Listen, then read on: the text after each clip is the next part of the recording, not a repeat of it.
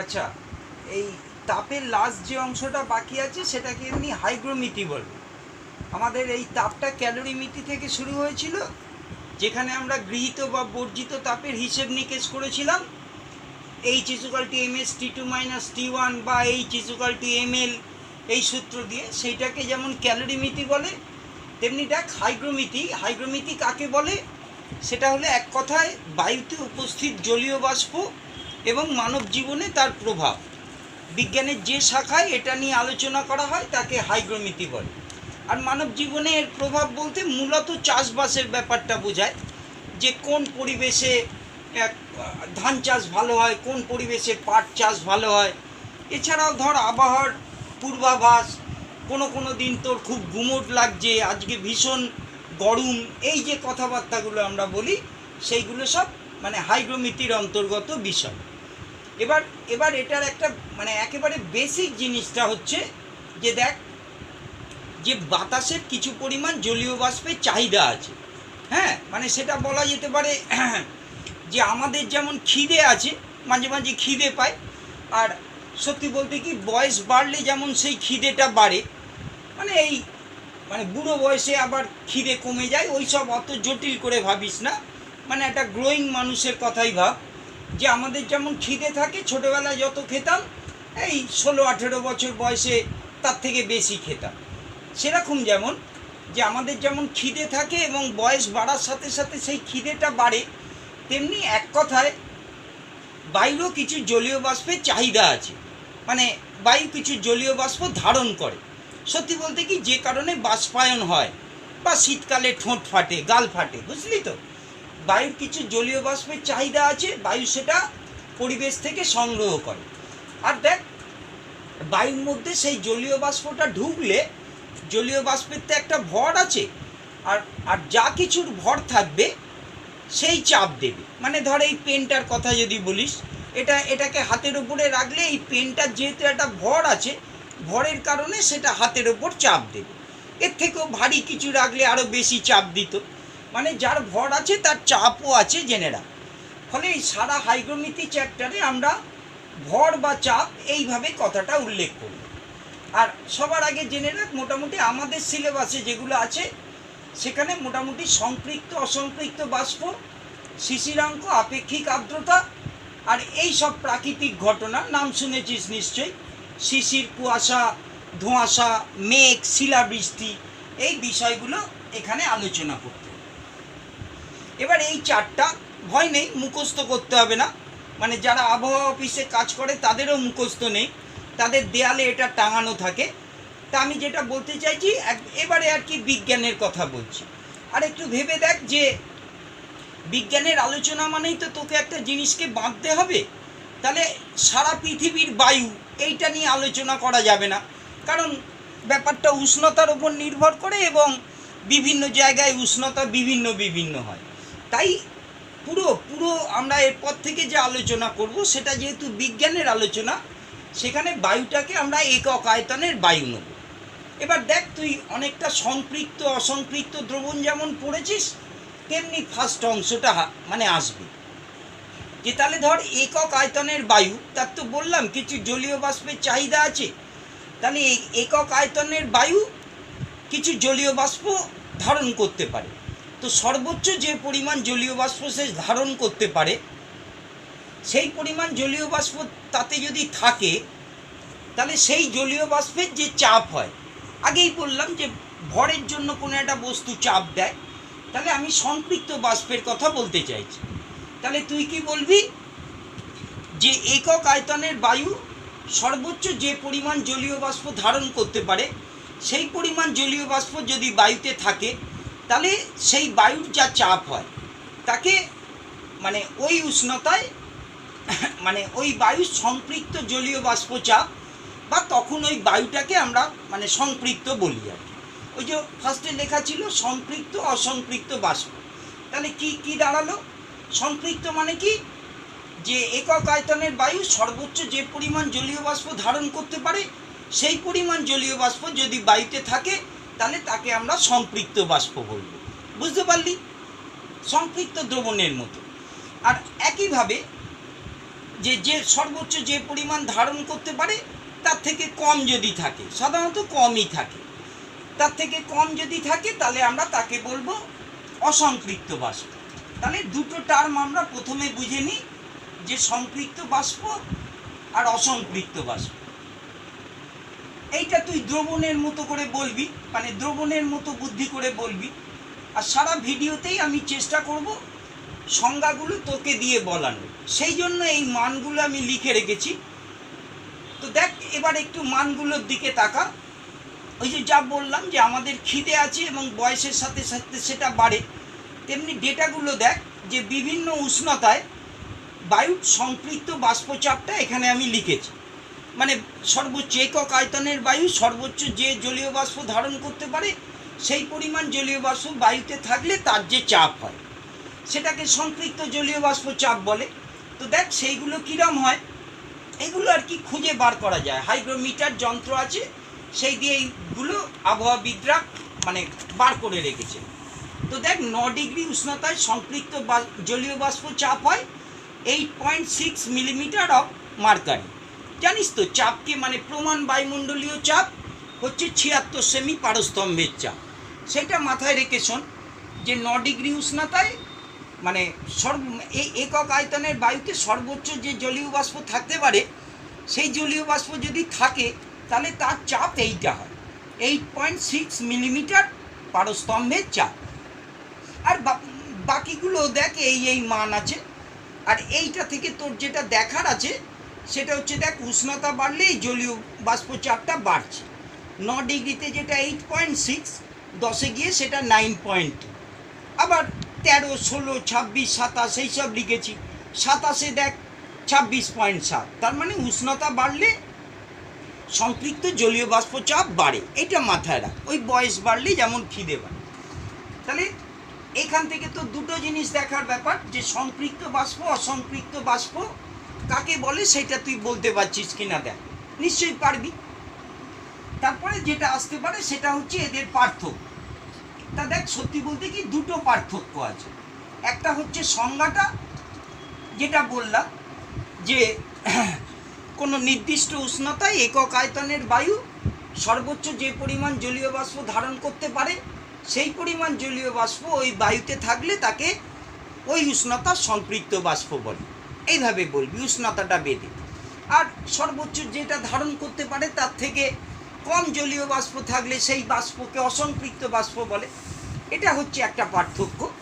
আর আরেকটা তুই বলবি, এটা তুই টেনে আরও ভালো বুঝতে পারবি, তবু তোকে আমি এই লেভেলে বোঝানোর চেষ্টা করছি। দেখ এটা হচ্ছে সম্পৃক্ত বাষ্পচাপের হিসেব। সেইখানে দেখ 1 ডিগ্রি, এই 9 থেকে 10, 1 ডিগ্রি বাড়লে চাপটা কত বেড়েছে? চাপটা দেখ বেড়েছে 0.6 মিলিমিটার, বিয়োগ করে নিবি। এটা 8.6, এটা 9.2, তার মানে দেখ এই 9 থেকে 10-এ 1 ডিগ্রিতে এটা বেড়েছে 0.6 মিলিমিটার। কিন্তু দেখ 26 থেকে 27-এ কত বেড়েছে? 26 থেকে 27-এ এটা 25.2 থেকে বেড়ে 26.7 হয়েছে, তার মানে 1.5 বেড়েছে। তাহলে আমি যেটা বলতে চাইছি যে এই বৃদ্ধির হারটা সুষম নয়। সম্পৃক্ত জলীয় বাষ্পের ক্ষেত্রে আমি যদি একটা উষ্ণতা চাপের লেখচিত্র আঁকি, উষ্ণতা বাড়লে চাপ বাড়ছে, কিন্তু দেখ বেশি বাড়ছে। 9 থেকে 10 এই জোনে তোর বাড়ছে 0.6, আর 26 থেকে 27 এই জোনে বাড়ছে তোর 1.5। ফলে মানে এখানে চাপের বৃদ্ধিটা সরল রৈখিক হয় না, এরকম হয়। আর এটাই মানে সেটা তুই টেনে ভালো বুঝতে পারবি। টেনে তোর মানে গ্যাসের ক্ষেত্রে রেনল্ডস সূত্র আছে, সেখানে দেখবি যে মানে সেটা অসম্পৃক্ত বাষ্পের জন্য হয়। সেখানে উষ্ণতার সাথে চাপটা সমান হারে বাড়ে, মানে প্রতি 1 ডিগ্রি উষ্ণতা বাড়লে চাপ যেটা বাড়বে সেটা সমান হারে বাড়বে। তাহলে পারলে গ্রাফ দুটো এঁকে দিবি। আমি একবার সিনপসিস করছি যে সম্পৃক্ত আর অসম্পৃক্ত বাষ্পের দুটো পার্থক্য কি। এক হচ্ছে সংজ্ঞা, আর 2 নম্বরটা বলবি এটা হচ্ছে অসম্পৃক্ত বাষ্প। হ্যাঁ, এই অসম্পৃক্ত বাষ্প তোর মানে গ্যাসের সূত্র মেনে চলে। হ্যাঁ, মানে সেটাকে রেনল্ডস সূত্র বলে, যে গ্যাসের উষ্ণতা চাপের মধ্যে যে সূত্রটা সেটাকে রেনল্ডস সূত্র বলে। তাহলে অসম্পৃক্ত বাষ্প আদর্শ গ্যাসের সূত্র মেনে চলে বলবি, আর এটা মেনে চলে না, কারণ দেখ এটা সমহারে বাড়ছে না। তাহলে আদর্শ গ্যাসের সূত্র সম্পৃক্ত বাষ্প, এটা সম্পৃক্ত বাষ্প মান্য করে না। এই দুটো পার্থক্য হয়। এবার দেখ এই ডেটাটা আমি তোকে কেন লিখিয়ে রেখেছি, যে তোর পক্ষে এবার সংজ্ঞাগুলো নিজে নিজে দেয়া কেমন সুবিধেজনক হবে। আমি তোকে শুধু ধরিয়ে দেবো। ধর এবার আমরা পড়তে আসছি এই চ্যাপ্টারের সবচেয়ে ইম্পর্টেন্ট দুটো কথা, এক হচ্ছে শিশিরাঙ্ক, আর পরে আমরা পড়ব আপেক্ষিক আর্দ্রতা, রিলেটিভ হিউমিডিটি। আস্তে আস্তে পড়ি, সংজ্ঞা তুই বলবি, সেই জন্য আমি তোকে বোঝানোর মতো বলছি। যে ধর কোনো একদিনের উষ্ণতা 26 ডিগ্রি সেন্টিগ্রেড। এবার হয় কি, যে এই 26 ডিগ্রিতে যে পরিমাণ জলীয় বাষ্প একক আয়তনের বায়ুতে থাকলে সেটা সম্পৃক্ত হয়, সাধারণত সেই পরিমাণ জলীয় বাষ্প তাতে থাকে না, তার থেকে কম থাকে। কিন্তু থাকে তো। তাহলে ধর সেই দিন, মানে যেদিনের উষ্ণতা আর কি 26 ডিগ্রি সেন্টিগ্রেড, সেই দিন বায়ুতে যে পরিমাণ জলীয় বাষ্প আছে তার চাপ হচ্ছে এই ধর এইটা 9.2। তাহলে একটু ভেবে দেখ, যে সেই দিনের উষ্ণতা যদি 26 না হয়ে 10 ডিগ্রি সেন্টিগ্রেড হতো, তাহলে বায়ুতে যে পরিমাণ জলীয় বাষ্প সেদিন রয়েছে সেটা সম্পৃক্ত হতো। সেই উষ্ণতাকে সেই দিনের শিশিরাঙ্ক বলে। আমি আবার বলছি, মানে মানে মানে উদাহরণটা তোকে অঙ্ক দিয়ে দিলাম, তাহলে তোর বুঝতে সুবিধে হবে। যে 26 ডিগ্রি, তাতে এই চাপ হলে এটা সম্পৃক্ত হতো, কিন্তু সাধারণত এই চাপ হয় না, চাপ কম হয়। তো আমি একটা কথার কথা ধরছি, যে চাপ আছে সেটা 9.2, তার মানে 9.2টা তো 10 ডিগ্রি উষ্ণতায় সম্পৃক্ত হয়। তাহলে আমরা বলবো সেই দিনের শিশিরাঙ্ক হচ্ছে 10। এই কারণে এই অঙ্কগুলো লিখে রেখেছি। হ্যাঁ, তাহলে শিশিরাঙ্কের ব্যাপারটা কি দাঁড়ালো, মানে এবার তুই যেটা বাংলায় সংজ্ঞা বলবি সেটা হচ্ছে কোনো একদিন বায়ুতে উপস্থিত জলীয় বাষ্প যে উষ্ণতায় সম্পৃক্ত হয় তাকে সেই দিনে শিশিরাঙ্ক বলে। বুঝলি?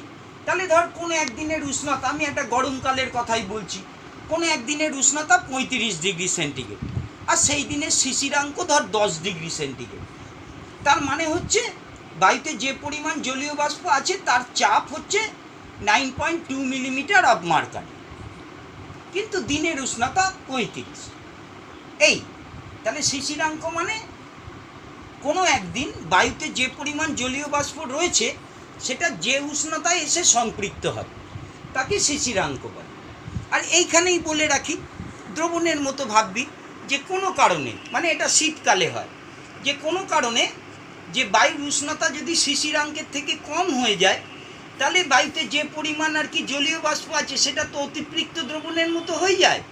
মানে বায়ু তখন আর সেটাকে ধরে রাখতে পারে না, তখন সেই অতিরিক্ত জলগুলোই মানে ঘনীভূত হয়ে, অতিরিক্ত জলীয় বাষ্প ঘনীভূত হয়ে শিশিরাঙ্ক, মানে শিশির হিসেবে ঠান্ডা ঠান্ডা জায়গায় জমা হয়। মানে শিশির কি, ওই যে প্রাকৃতিক ঘটনাগুলো লিখেছিলাম, তাহলে এইটা হলো শিশিরাঙ্ক। আর শীতকালের ক্ষেত্রে দেখ এগুলো খুব কাছাকাছি হয়, যে কোনো একদিনের উষ্ণতা হয়তো 14 ডিগ্রি সেন্টিগ্রেড, আর সেদিনের শিশিরাঙ্ক ধর 9 ডিগ্রি সেন্টিগ্রেড। তাহলে সন্ধ্যের পর থেকে ঠান্ডা আরও বাড়ছে, তুই ঘুমোতে চলে গেলি রাত্রিবেলা, মাঝরাতের দিকে ভোরবেলা প্রচণ্ড ঠান্ডা পড়ে, তাহলে ওই 14 ডিগ্রিটা ধর কমতে কমতে 9-এর কমে চলে এসছে। তাহলে ওই বায়ুতে জলীয় বাষ্প অতিরিক্ত হয়ে গেছে, সেইগুলো তখন তুই ভোরবেলা উঠে দেখবি যে ঘাসের ডগায় আর কি শিশির জমে রয়েছে। মানে শীতকালে এটা কমন ফেনোমেনা, যে আমি সকালে উঠে দেখব যে ঘাসের ডগায় শিশির জমে আছে। গ্রীষ্মকালে সাধারণত হয় না, কারণ গ্রীষ্মকালের উষ্ণতা আর শিশিরাঙ্কের মধ্যে অনেক পার্থক্য থাকে, ফলে রাত্রিরে যতই ঠান্ডা হোক শিশির জমার মতো হয় না। এবার এখানে মানে আবহাওয়াবিদদের ক্ষেত্রে আসল জিনিস হচ্ছে আপেক্ষিক আর্দ্রতা। তো দেখ সেইটা আমি তোকে বাংলায় বলছি, যে আপেক্ষিক আর্দ্রতা মানে কোনো একদিন বায়ুতে যে পরিমাণ জলীয় বাষ্প আছে আর যে পরিমাণ জলীয় বাষ্প থাকলে সেটা সম্পৃক্ত হয় তার শতকরা অনুপাতকে আপেক্ষিক আর্দ্রতা বলে। মানে এইখান থেকেই একমাত্র তোর অঙ্কগুলো আসতে পারে, বা এইটা একটু বোঝার জন্য আমি এইভাবে বলছি। দেখ, আবার আমি তোকে অঙ্কে বলছি। একটু আগে যে উদাহরণটা নিয়েছিলাম, ধর কোনো একদিনের উষ্ণতা হচ্ছে 26 ডিগ্রি সেন্টিগ্রেড আর সেই দিনের শিশিরাঙ্ক 10, তাহলে বুঝছিস তো তার মানে কি, যে দিনের উষ্ণতা 26 হলেও বাতাসে যে পরিমাণ জলীয় বাষ্প আছে তার চাপ হচ্ছে এইটা, মানে সেটা 10 ডিগ্রি উষ্ণতায় সম্পৃক্ত হয়, সেই জন্য আমরা বলছি সেই দিনের শিশিরাঙ্ক 10 ডিগ্রি সেন্টিগ্রেড। তাহলে প্রথমত আপেক্ষিক আর্দ্রতা বলতে বোঝায় বায়ুতে উপস্থিত মানে যে পরিমাণ আছে বায়ুতে উপস্থিত জলীয় বাষ্পের চাপ, বায়ু মানে জলীয় বাষ্পের চাপ যা হলে সেটা সম্পৃক্ত হতো, তাহলে সেটা হলো ওই দিনের উষ্ণতায়, মানে আমি যেটাকে 26 বললাম, সেই ওই দিনের উষ্ণতায় সম্পৃক্ত জলীয় বাষ্পচাপ। আর আপেক্ষিক আর্দ্রতাকে সাধারণত পার্সেন্টেজে প্রকাশ করা হয়, ফলে একটা ইনটু 100 হবে। এবার আর একটা লাইনই তোর বোঝার আছে, মানে সারা চ্যাপ্টারের জন্য। তাহলে বুঝতে পারলি যে বায়ুতে যে পরিমাণ জলীয় বাষ্প আছে ধর এক্স, আর যে পরিমাণ জলীয় বাষ্প হলে বায়ু সম্পৃক্ত হবে সেটা ধর যদি ওয়াই হয়, তাহলে এই এক্স বাই ওয়াই ইন্টু 100%, এটা হচ্ছে রিলেটিভ হিউমিডিটি বা আপেক্ষিক আর্দ্রতা। এবার মানে অঙ্ক দিয়ে বোঝ, তাহলে তোর সুবিধে হবে। এবার দেখ, এইটাকে আমি একটা অন্য জিনিস লিখব, বায়ুতে উপস্থিত জলীয় বাষ্পের চাপ। তো বায়ুতে যে পরিমাণ জলীয় বাষ্প আছে সেটা সেই দিনের উষ্ণতায় সম্পৃক্ত না হলেও কোনো একটা উষ্ণতায় তো সম্পৃক্ত হয়, যেটাকে ওই দিনের শিশিরাঙ্ক বলে। তাহলে দেখ, আপেক্ষিক আর্দ্রতাকে এইটাও লেখা যায় যে সেই দিনের যা শিশিরাঙ্ক, তার মানে শিশিরাঙ্কে সম্পৃক্ত জলীয় বাষ্পচাপ বাই ওই দিনের উষ্ণতায়, এই তলায় যেটা লেখা আছে, ওই দিনের উষ্ণতায় সম্পৃক্ত জলীয় বাষ্পচাপ। আর আপেক্ষিক আর্দ্রতা মানেই সবসময় পার্সেন্টেজ, মানে একটা 100% গুণ হবে। মানে এই জায়গাটা থেকে এই জায়গাটা বুঝতে না পারলে আমাকে প্রশ্ন করবে। মানে মোদ্দা কথা হচ্ছে যা আছে বাই যা থাকলে সম্পৃক্ত হবে ইন্টু 100। এবারে দেখ, যা আছে সেইটা সেই দিনের উষ্ণতায় সম্পৃক্ত না হলেও শিশিরাঙ্কে তো সেটা সম্পৃক্ত, শিশিরাঙ্কে আমরা সেই কথাটা পড়লাম। তাহলে আপেক্ষিক আর্দ্রতার সমস্ত অঙ্ক আমাদের যদি কোনো অঙ্ক দেয়, আর 11-12 আছে, সমস্ত অঙ্কই এই সূত্র দিয়ে হয়, যে শিশিরাঙ্কের এসভিপি মানে এই সম্পৃক্ত বাষ্পচাপকে ইংরেজিতে আর কি স্যাচুরেটেড ভেপার প্রেসার, মানে এসভিপি বলে, স্যাচুরেটেড ভেপার প্রেসার, সম্পৃক্ত বাষ্পচাপ। তাহলে শিশিরাঙ্কের এসভিপি আর যে দিনে তুই অঙ্কটা করছিস সেই দিনের এসভিপি, তার ratio with a percent, 100 into 100%। তাহলে দেখ না, আমাদের একমাত্র অঙ্ক কি হতে পারে, এই চার্ট দিয়ে দেবে। অঙ্ক দিলে এই চার্ট দিতে বাধ্য, কারণ বললাম যে যারা আবহাওয়া অফিসে কাজ করে তারা কেউ চার্টটা মুখস্থ করে না, দেয়ালে টাঙানো থাকে, সেইগুলো দেখে দেখে প্রেডিক্ট করে। তাহলে ধর বলেছে কোনো দিনের উষ্ণতা 26 ডিগ্রি সেন্টিগ্রেড আর তার শিশিরাঙ্ক, সেই দিনের শিশিরাঙ্ক 10 ডিগ্রি সেন্টিগ্রেড, তাহলে আপেক্ষিক আর্দ্রতা কত? তাহলে কি দাঁড়াবে? আপেক্ষিক আর্দ্রতার সংজ্ঞা অনুযায়ী শিশিরাঙ্কের এসভিপি মানে সম্পৃক্ত জলীয় বাষ্পচাপ, শিশিরাঙ্ক দেখ 10, তাহলে সেই দিনের সম্পৃক্ত জলীয় বাষ্পচাপ হবে 9.2, মানে শিশিরাঙ্কে জলীয় বাষ্পের চাপ এইটা হবে। আর দিনের উষ্ণতা যেহেতু 26 ডিগ্রি, তাহলে কত চাপ হলে এটা সম্পৃক্ত হতো, সেটা 25.2 মিলিমিটার অফ এইচজি ইন্টু 100%। এবার দেখ, এখানে দেখার বিষয় যে এগুলো কেটে যাবে, মানে আপেক্ষিক আর্দ্রতার কোনো মানে একক নেই। এই অঙ্কটা করবি, মানে 9.2 ইন্টু 100 বাই 25.2, এটা এটা করে দেখবি, এটা প্রায় 36.5% হবে। তাহলে এই রকম অঙ্ক যদি দেয় তাহলে তার উত্তর এইটা হবে। আর একটা কথা একটু শুনে নে, সারা আলোচনাটা যেটা আমি চাপের উপর করলাম সেটা তুই ভরের উপরেও করতে পারিস। মানে যেহেতু অনুপাত, তাহলে তুই এটাও বলতে পারিস বায়ুতে উপস্থিত জলীয় বাষ্পের ভর বাই ওই দিনের উষ্ণতায় সম্পৃক্ত জলীয় বাষ্পের ভর। মানে ভর আর চাপ সমানুপাতিক। হ্যাঁ, মানে ভর যত বেশি হবে চাপ তত বেশি হবে। ভেবে দেখ যে একটা হাতের ওপরে এই হালকা পেনটাকে রাখলাম, তাতে যা চাপ পড়বে, আর একটা অত্যন্ত ভারী কোনো বস্তু যদি রাখতাম চাপ বেশি হতো, ভর বেশি হলে চাপ বেশি হয়। তাহলে যেটা আমি সারাক্ষণ চাপ দিয়ে বললাম সেই সংজ্ঞাটা তুই ভরেও বলতে পারিস, কারণ এখানে ভর আর চাপ সমানুপাতিক। এইবার আমি এই চারটা মুছে দিচ্ছি। এবারে দেখ এখান থেকে সুন্দর সুন্দর সব কোশ্চেন আসে। চারটা আর আমার লাগবে না, চারটা তোকে আমি মানে সংজ্ঞাটা যাতে তুই নিজের মন থেকে বলতে পারিস, জিনিসটা বুঝে নে শেষবারের মতো, যে যা আছে একক আয়তনের বায়ুতে যে চাপ আছে, বাই একক আয়তনের বায়ুতে যে চাপ হলে সেটা সম্পৃক্ত হতো তার অনুপাত, আর বলে শতকরা অনুপাত, মানে 100% দিয়ে গুণ করতে। তাহলে একটু ভেবে দেখ যে কোশ্চেন আসতে পারে যে কোনো একদিনের আপেক্ষিক আর্দ্রতা 80%। এই কথাটার মানে কি? এই কথাটার এমনি পাতি মানে দেখ হলো যে কোনো একদিন বায়ুতে যে পরিমাণ জলীয় বাষ্প থাকলে সেটা সম্পৃক্ত হয় তার 80% সেই দিন বায়ুতে রয়েছে। যা থাকলে সেটা সম্পৃক্ত হয় তার 80% বায়ুতে রয়েছে।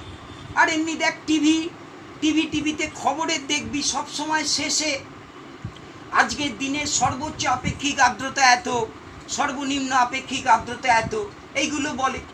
তো দেখ সেইগুলো হচ্ছে এই ব্যাপার। কোনো একদিনের আপেক্ষিক আর্দ্রতা যদি 60% হয় তার বাংলা মানে যে সেই দিনের বায়ু, একক আয়তনের বায়ু, সর্বোচ্চ যে পরিমাণ জলীয় বাষ্প ধারণ করতে পারে বায়ুতে তার 60% জলীয় বাষ্প আছে। 60%টাকে 3/5ও বলতে পারিস, আরও ভালো শোনাবে। মানে এটা অংশে বললাম 60%, 3/5, আর নয়তো যা ধারণ করতে পারে তার 60% আছে, এইটা বলব।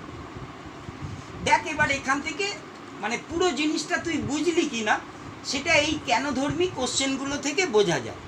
5টা ইম্পর্টেন্ট কেন ধর্মী কোশ্চেন আছে, আমি যে কোনো একটা লিখছি। কোনো বদ্ধ ঘরে, তাড়াতাড়ি লিখছি, কোনো বদ্ধ ঘরে সামান্য জল ছেটানো হলো।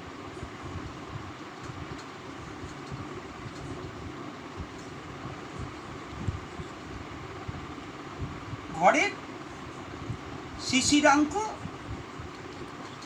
মানে 1 শিশিরাঙ্ক আর 2 আপেক্ষিক আর্দ্রতার কি পরিবর্তন হবে। দেখি কেমন শিখেছিস, এগুলো নিজে বলতে পারিস কিনা দেখ।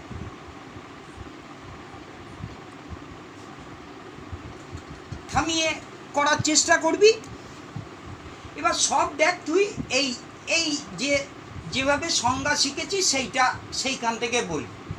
এবার বদ্ধ ঘরে আর সামান্য কথাটার মানে হচ্ছে অনেক জল ছেটালে ঘরের উষ্ণতা হয়তো কমে যেত, ঠান্ডা হয়ে যেত, তাহলে সামান্য জল ছিটিয়েছি। তাহলে প্রথম কথা বিচার কর শিশিরাঙ্কের কি হবে। তাহলে জল যেহেতু ছিটিয়েছিস তাহলে বায়ুতে জলীয় বাষ্পের পরিমাণ বেড়ে গেছে। জল ছিটিয়েছিস মানে বায়ুতে জলীয় বাষ্পের পরিমাণ বেড়ে গেছে। তাহলে সেই জলীয় বাষ্পটা আগে যে উষ্ণতায় সম্পৃক্ত হতো সেটাই তো সেই ঘরের শিশিরাঙ্ক, কিন্তু এখন সেই জলীয় বাষ্পটা বেড়ে গেছে। আর তোর এখানে চার্ট ছিল যে জলীয় বাষ্প বেড়ে গেলেই তার চাপ বাড়বে, ফলে বেশি উষ্ণতায় সেটা সম্পৃক্ত হবে। তাহলে এখান থেকে তুই বুঝতে পারছিস যে শিশিরাঙ্কটা বেড়ে যায়।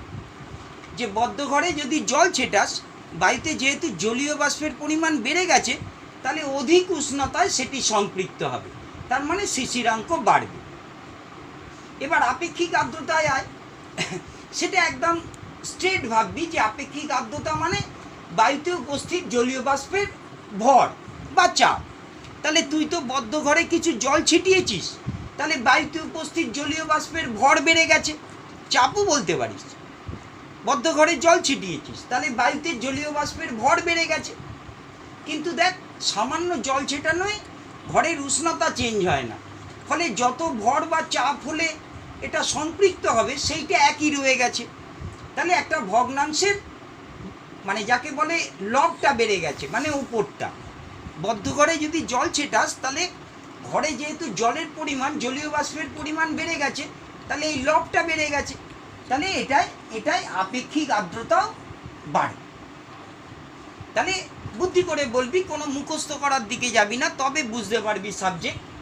তাহলে বদ্ধ ঘরে সামান্য জল ছেটালে শিশিরাঙ্কও বাড়ে, আপেক্ষিক আর্দ্রতাও বাড়ে। এর ঠিক আর একটা কোশ্চেন আছে, দেখ, তো কোনো বদ্ধ ঘরের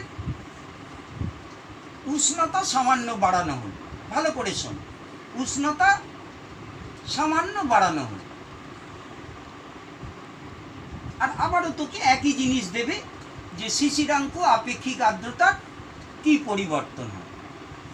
এবার ভেবে বল যে বদ্ধ ঘরে তুই একটা উষ্ণতা সামান্য বাড়িয়েছিস, কিন্তু ঘরের ভেতরে যে পরিমাণ জলীয় বাষ্প আগে ছিল, এখনও তো সেই পরিমাণ জলীয় বাষ্পই বদ্ধ ঘরে থাকবে, জলীয় বাষ্প তো চেঞ্জ হয়নি।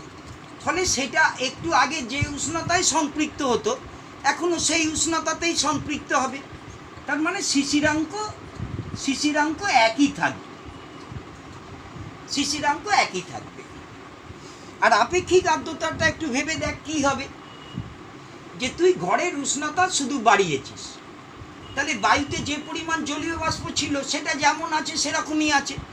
ওই বদ্ধ ঘরে জলীয় বাষ্প যতটা আছে সেটা একই আছে, কিন্তু ঘরের উষ্ণতাটা এবার তুই বাড়িয়েছিস, তাহলে সম্পৃক্ত জলীয় বাষ্পের চাপ, যে চাপ আমার ছিল, উষ্ণতা বাড়লে সম্পৃক্ত জলীয় বাষ্পের চাপ বেড়ে যায়, তাহলে বায়ুতে উপস্থিত জলীয় বাষ্প আমার যা ছিল তাই আছে, কিন্তু ঘরের উষ্ণতা বেড়ে যেতে এই যে প্রয়োজনীয় যে পরিমাণ চাপ হলে এটা সম্পৃক্ত হবে, এই রাশিটা বেড়ে যাবে। তাহলে একটা ভগ্নাংশের তলা বেড়ে যাবে, মানে হর বেড়ে যাবে, মানে এক্ষেত্রে আপেক্ষিক আর্দ্রতা কমে।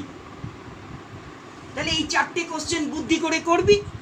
হ্যাঁ, এগুলো খুবই অবজেক্টিভে আসে, আর সত্যি সারা চ্যাপ্টার বুঝতে পারলি কিনা সেইগুলো এইগুলো থেকে বোঝা যায়। আস্তে আস্তে ভেবে দেখ, মুখস্থ করবি, আর একান্ত বুঝতে না পারলে তারপরে চারটে লিখে বারে একই থাকে, যে রেজাল্টগুলো বললাম সেগুলো পাশে লিখে নি। আর দেখ, এর মধ্যে সবচেয়ে কমন এবং সবচেয়ে সোজাও বটে সেই কোশ্চেনটা বলে কোনো দিনের উষ্ণতা যদি শিশিরাঙ্কের সমান হয়, মানে দিনের উষ্ণতাও যা শিশিরাঙ্কও তাই, শিশিরাঙ্কের সমান হয়, তবে আপেক্ষিক আর্দ্রতা, এটা আমি আপেক্ষিকটা এভাবে লিখছি, আপেক্ষিক আর্দ্রতা কত হবে। এবার ভেবে দেখ, অঙ্কে আমি করেছিলাম যে আপেক্ষিক আর্দ্রতা মানে শিশিরাঙ্কে সম্পৃক্ত জলীয় বাষ্পচাপ বাই ওই দিনের উষ্ণতায় সম্পৃক্ত জলীয় বাষ্পচাপ, এবার ইন্টু 100। এবার এখানে বলেছে সেদিনের উষ্ণতাও যা শিশিরাঙ্কও তাই, তাহলে দেখ শিশিরাঙ্কে জলীয় বাষ্পচাপ যা, ওই দিনের উষ্ণতাতে জলীয় বাষ্প সম্পৃক্ত জলীয় বাষ্পও তাই, মানে দুটোই একই উষ্ণতা। তাহলে দেখ এইটা মানে একেবারে কমন উত্তর, এটার উত্তর হবে মানে 100%, যেহেতু এই দুটোই এক, তাহলে এদের এসভিপিও সমান হবে। সবচেয়ে কমন অবজেক্টিভ এইটা। এইবার আমি তোকে মানে এর যে ব্যবহারিক দিকগুলো আছে, মানে আবহাওয়ার ক্ষেত্রে যে ব্যাপার, সেইগুলোর সম্পর্কে একটু আলোচনা করে দিচ্ছি। যেখানেই আটকে যাবে দ্রবণের মতো ভাববে। তাহলে শিশিরাঙ্ক হচ্ছে এমন একটা উষ্ণতা যেখানে এসে বায়ুটা সম্পৃক্ত হয়, বায়ুতে যে পরিমাণ জলীয় বাষ্প আছে সেটা সম্পৃক্ত হয়। এবার কোনো কারণে উষ্ণতা যদি শিশিরাঙ্কের কম হয়, আমি আগেও একবার বলেছি, কোনো কারণে উষ্ণতা যদি শিশিরাঙ্কের থেকে কমে যায়, তাহলে বায়ুতে, একক আয়তনের বায়ুতে যে জলীয় বাষ্প আছে সেটা তার অতিরিক্ত হয়ে যায়, সেটা সে ধারণ করে রাখতে পারে না, সেইগুলো বিভিন্ন ঠান্ডা জায়গায় ঘনীভূত হয়ে জলের মতো জমা হয়, তাকেই শিশির বলে। তাহলে শিশির কাকে বলে বলে নিবি। আর সাধারণত এই কোশ্চেনটা খুব আসে যে ভালো শিশির জমার শর্ত, মানে খুব শিশির জমেছে তার কিছু কন্ডিশান আছে। তো সেইটা বলে দেখ, আমি পরে যেগুলো এক্সপ্লেন করার সেগুলো করছি। মেঘমুক্ত আকাশ মানে আকাশে যদি খুব মেঘ থাকে তাহলে সেই দিন ভোরে খুব ভালো শিশির জমে না। একদম ক্লাউডলেস মেঘমুক্ত আকাশ হলে শিশির ভালো জমে। শিশির ভালো জমবে আপেক্ষিক আর্দ্রতা বেশি হলে, মানে বায়ুতে যদি জলীয় বাষ্প বেশি হয় তবেই বেশি বেশি শিশির জমবে। এখানে ভালো শিশির মানে অনেক, মানে তুই ঘর থেকে উঠেই দেখতে পাচ্ছিস চারদিকে শিশির জমে বসে আছে, বুঝলি? তাহলে বায়ুতে জলীয় বাষ্পের পরিমাণ যত বেশি হবে শিশিরও তত বেশি জমবে। 3 নম্বর হচ্ছে তাপের বিকিরক এবং কুপরিবাহী পদার্থের উপস্থিতি।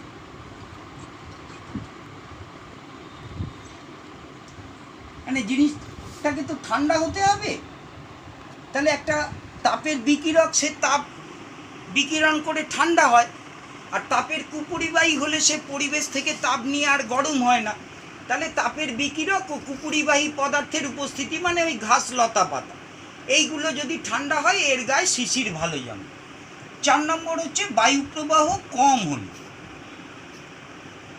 বায়ুপ্রবাহ কম হল মানে কোনো দিন হাওয়া দিচ্ছে কোনো দিন হাওয়া দিচ্ছে না, তো সেক্ষেত্রে যেদিন হাওয়া কম দেবে, হ্যাঁ মানে বায়ুপ্রবাহ কম হলে ওই জলীয় বাষ্পগুলো কোনো ঠান্ডা জিনিসের গায়ে গিয়ে অনেকক্ষণ ধরে ঠান্ডা হওয়ার সময় পায়, ফলে ভালো শিশির জমে। তাহলে বায়ুপ্রবাহ কম হচ্ছে ভালো শিশির জমার শর্ত। আর তার মধ্যে এই কোশ্চেনটা বেশি আসে মেঘমুক্ত আকাশ, সেইটা আমি তোকে একটু ছবি এঁকে বলে দিচ্ছি যে কেন মেঘমুক্ত আকাশ। মানে মেঘ হচ্ছে তাপের কুপরিবাহী, এটা মানে মাথায় রাখ। আর এতক্ষণে আলোচনা থেকে বুঝতে পেরেছিস তো যে শিশিরাঙ্ক মানে উষ্ণতাটা কমতে হবে, শিশিরাঙ্কের কম। এবার দেখ, এই যদি আমার ভূপৃষ্ঠ হয় তাহলে হয় কি, সূর্য থেকে এই পৃথিবীতে তাপ আসে, সেইটা ভূপৃষ্ঠের বিভিন্ন বস্তু থেকে মানে যাকে বলে প্রতিফলিত হয়ে যায়, মানে এগুলো এই স্তরকে উত্তপ্ত করে না, প্রতিফলিত হয়ে যায়। কিন্তু কোনো কারণে যদি কোনো দিন খুব মেঘলা থাকে, মানে এটা যদি মেঘ হয়, মেঘ হচ্ছে তাপের কুপরিবাহী, তাহলে সূর্য থেকে যে আলো সেটা যেহেতু শক্তি বেশি সেটা চলে আসে। এবার ভূপৃষ্ঠ থেকে যে তাপটা যায় সেটা মেঘটা যেহেতু তাপের কুপরিবাহী এর ভেতর দিয়ে আর চলে যেতে পারে না, তাহলে এইখান থেকে আবার এর রিফ্লেকশান হয়। সূর্য থেকে যে তাপ আসে, মেঘ তাপের কুপরিবাহী, তাহলে দেখ সেই তাপটাকে যাকে বলে ফিরে যেতে দেয় না। মেঘ না থাকলে তাপ এসে পড়ে সোজা চলে যেত, কিন্তু মেঘ থাকলে হয় কি, যে মেঘের এই তলা থেকে তাপটা আবার ফিরে পৃথিবীতেই চলে আসে।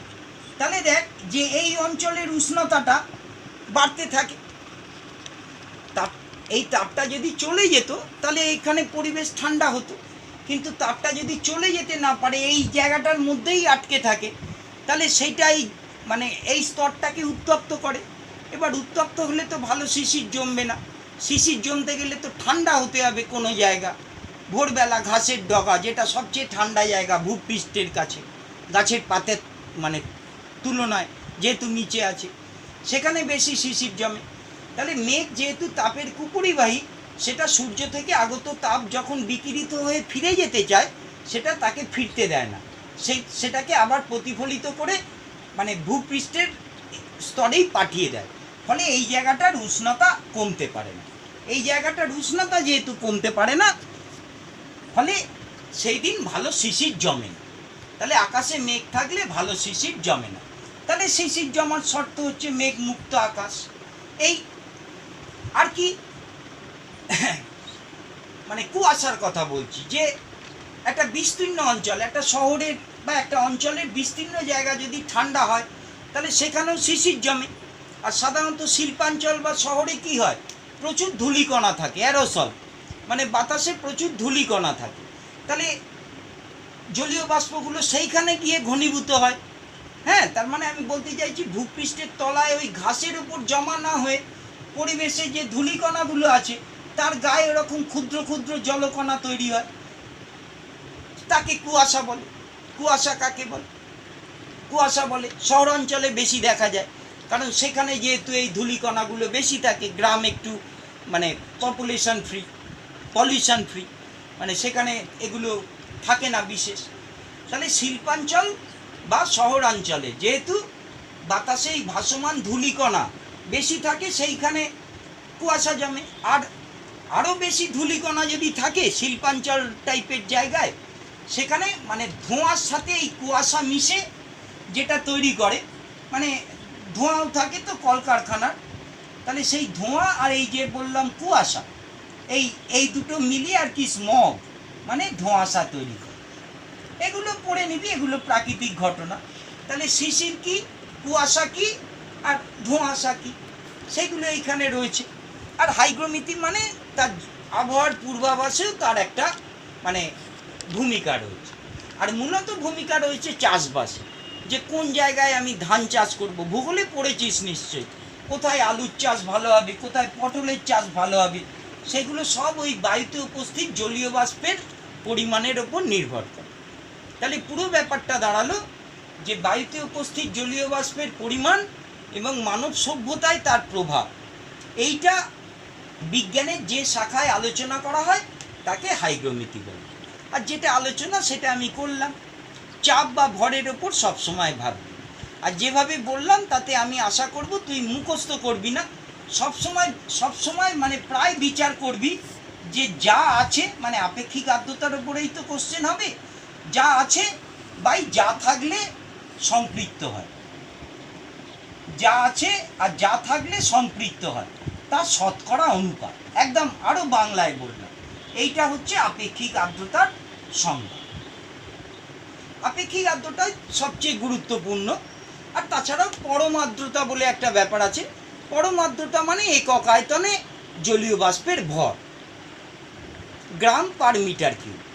একক আয়তনে জলীয় বাষ্পের ভরকে পরম আর্দ্রতা বলে, মানে অ্যাবসলিউট হিউমিডিটি।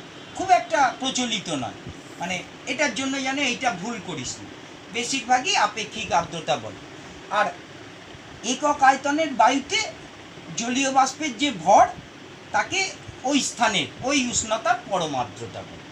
আর এটার একক আর কি মানে SICGS হয় না, মানে প্র্যাকটিক্যাল ইউনিট বলে। এত কম জলীয় বাষ্প থাকে এটা কিলোগ্রামে বলে না, এটা গ্রাম পার মিটার কিউব যদি আসে বলিস। তাহলে এই জিনিসগুলো পড়বি। মূলত শিশিরাঙ্কের সংজ্ঞা, আপেক্ষিক আর্দ্রতার সংজ্ঞা, শিশির জমার শর্ত, মানে কুয়াশা ধোঁয়াশা কি, এই পয়েন্টসগুলো এখানে পড়বি। আর কোনো কারণে যদি অঙ্ক দেয় তাহলে ওই চাপগুলো দিয়ে দেবে, সম্পৃক্ত জলীয় বাষ্প চাপ, যে চারটা আমি আগে করেছি। ওকে, তাহলে তাপটা হয়ে গেল। 4টে ভিডিও মন দিয়ে দেখবে।